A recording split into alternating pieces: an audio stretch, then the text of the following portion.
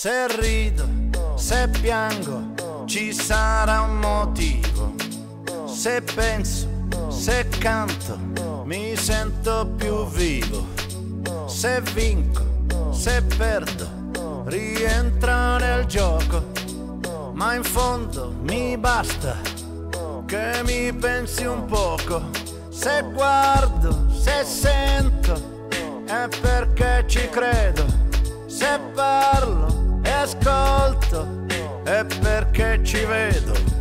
Adesso se pensi che sono appagato, hai fatto un errore, non ho ancora finito. Se grido più forte per farmi sentire, e poi mi conosci, non amo mentire. Se cerco ancora la strada più breve, lavoro di notte, ne ho date di prove. Cammino, cammino, quando il sole è vicino, e stringo i denti, sai, quando tu non mi senti, e cerco di stare un po' più tranquillo. Se intorno alla vita mi vuole che oscillo, e cammino, cammino, vado incontro al domani, mi sento più forte. Se ti tengo le mani e cerco, io mi invento, stravolgo la vita perché tu non dica stavolta è finita. Se penso, se dico, c'è sempre un motivo. Se a volte mi estraneo, è perché non approvo e cerco parole che diano più senso. Aspetto un momento, adesso ci penso. Ecco, ci sono, c'è sempre un motivo. A volte nascosto, a volte intuitivo.